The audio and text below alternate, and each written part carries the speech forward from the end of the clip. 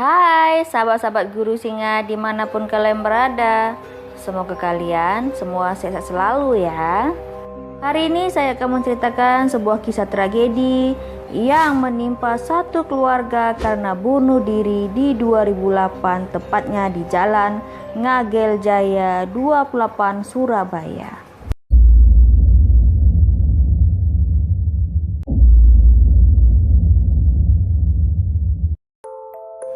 Kronologi ceritanya adalah seminggu menjelang Lebaran pada tahun 2008, polisi harus dibuat kerja keras ekstra dikarenakan Rabu pagi 25 September, satu keluarga sepasang suami istri berikut dua anak masih balita ditemukan tewas terbunuh di dalam kamar rumah mereka sendiri, tepatnya di Jalan Ngagel Jaya 82 Surabaya. Kejadian naas itu pertama kalinya ditemukan oleh Buria, salah seorang pembantu yang ada di sana. Ketika itu Buria dan pembantu-pembantu lainnya heran kok hingga tengah hari sekitar pukul 5.30 sang majikan belum bangun.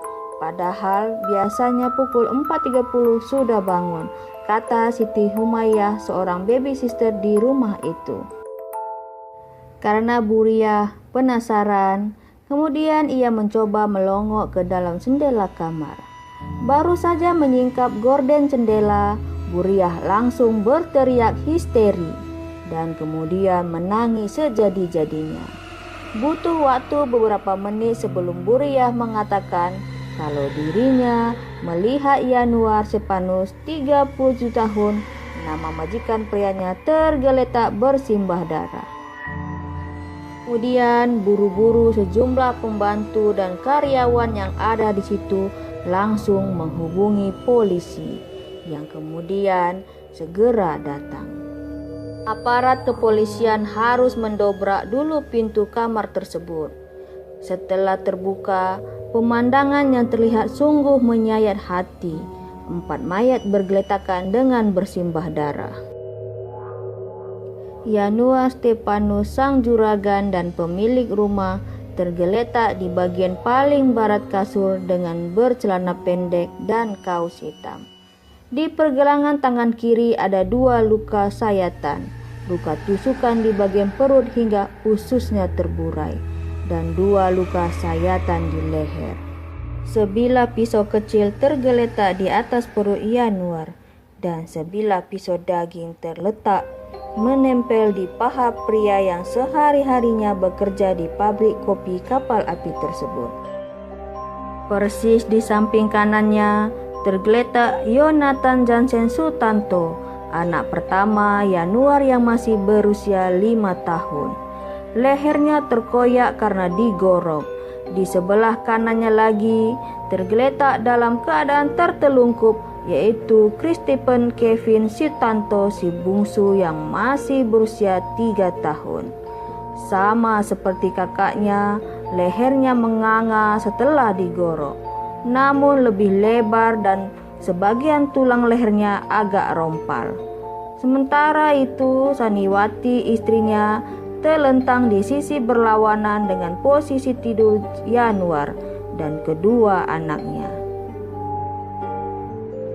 Sama seperti kedua anaknya, lehernya tergorok, namun di pipi dan dadanya ada banyak luka goresan akibat sayatan benda tajam. Selain itu di mulutnya ada lebam dan luka sedikit. Saat ditemukan, Saniwati masih mengenakan baju tidur bermotif batik. Di tembok kamar maut itu ada sebuah tulisan yang ditulis dengan darah. Diduga kuat ditulis oleh Yanuar. Tulisannya berikut ini: "Aku diakali oleh orang saja." Entah apa maksudnya, petugas masih belum mengetahuinya. Dari hasil olah TKP, petugas menduga kalau tak ada barang hilang dari rumah itu, selain karena pintu kamar terkunci dari dalam dan ada tumpukan uang yang masih utuh. kata Kapolres Surabaya Timur AKBP Eko Iswantono. Berdasarkan fakta ini, polisi kemudian mengesampingkan motif perampokan dalam kejadian tersebut. Kemudian penyelidikan menjadi agak terang setelah Polda Jatim dan tim laboratorium forensik cabang Surabaya melakukan penyelidikan. Hasilnya diduga kuat kalau yang mati terakhir adalah kepala keluarga, yaitu Yanuar. Ini dilihat dari lukanya. Yanuar mengalami 3 luka karena kalau dia mati duluan pasti posisi mayat tak seperti itu, urai sebuah sumber dari kepolisian.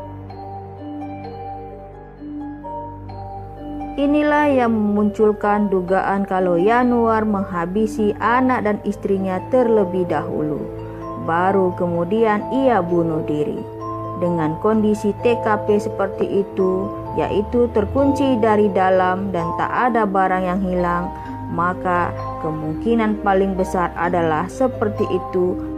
Yanuarlah yang terakhir kali meninggal dunia karena ia membunuh diri. Apalagi di jempol kaki kanan Yanuar ada sobekan kertas koran dan di bawah ada kertas koran yang menjadi pasangan sobekan tersebut. Ada bercak darah pula di kertas koran itu. Ini menunjukkan kalau Yanuar berjalan-jalan pada saat terjadinya pembunuhan itu. Diduganya siapa lagi yang berjalan pada saat pembunuhan selain si pembunuh itu.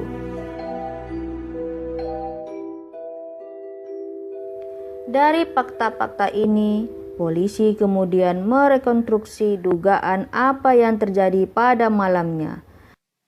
Dari perkiraan polisi, yang pertama kali dibunuh Yanuar adalah Seniwati, istrinya.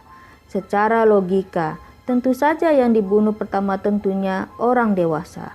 Karena kalau yang dibunuh yang kecil dulu, pastinya yang dewasa terbangun dan akan ada perlawanan yang hebat, kata Kapolres Surabaya Kombes Pol Bambang Suparno. Polisi menduga kalau Yanuar membekap istrinya dengan bantal sebelum menggorok lehernya dengan pisau kecil yang sangat tajam. Ini bisa terlihat dari lebam dan luka di mulutnya karena dibekas bekap, dan luka-luka di pipi dan dadanya karena meronta-ronta melawan. Setelah Seniwati dibereskan, selanjutnya giliran si bungsu, si Kristipen. Sadisnya Kristipen dieksekusi dalam kondisi masih tidur terlungkup. Dengan dingin, Yanuar sempat mengganti terlebih dahulu pisau kecilnya dengan pisau yang sangat besar, yaitu pisau pemotong daging. Tanpa banyak basa-basi, Yanuar langsung membacokkan pisau besar itu ke leher mungil si Kepin. Saking kerasnya, semua urat langsung putus dan tulang lehernya sampai sedikit rompal, kata orang nomor 1 di Jalan Kepolisian Surabaya itu. Selanjutnya Yanuar berjalan ke arah Yonatan, putra sulungnya yang juga diduga masih dalam keadaan tidur. Tanpa banyak bicara, Yonatan pun digorok lehernya bagian kanannya. Setelah itu barulah Yanuar memutuskan untuk menghabisi dirinya sendiri. Tidak seperti saat membantai keluarganya yang langsung cepat meninggal. Yanuar diduga kesulitan menghabisi nyawanya sendiri. Pertama, dia mencoba menyayat pergelangan tangan kirinya. Mungkin karena takut, Yanuar menghentikan usahanya itu. Dia kemudian menusuk dadanya 2 kali. Lagi-lagi diduga karena takut, dia tak sanggup sampai menusuknya begitu dalam. Selanjutnya, ia berkeras hati. Dia kemudian menusuk perutnya sendiri hingga ususnya terburai. Namun, tetap saja ia belum mati. Kesakitan, Yanuar sangat kesakitan. Yanuar sempat berhenti sebentar. Diduga kuat, Yanuar kemudian menuliskan kata-kata, "Aku diakali orang saja," dengan darahnya sendiri di tembok kamarnya itu. Setelah itu dia kemudian memutuskan untuk menggorok lehernya sendiri. Pertama, menggorok lehernya sendiri, Yanuar tetap saja belum mati juga. Mungkin nyawanya ada banyak ya guys. Kemudian ia memutuskan untuk mengakhiri penderitaannya. Dia langsung menggorok sekali lagi lehernya. Kali ini Yanuar benar-benar tewas. Setelah kematian keluarga ini, setelah 12 tahun lamanya, rumah ini menjadi rumah yang sangat angker karena kosong tanpa penghuni. Banyak YouTuber datang ke rumah kosong ini, korban dan saksi hidup atas pembantaian satu keluarga ini. Rumah ini telah menjadi saksi bisu atas kebahagiaan keluarga Yanuar Stepanus dan juga menjadi saksi bisu atas kesadisan Stepanus terhadap keluarganya.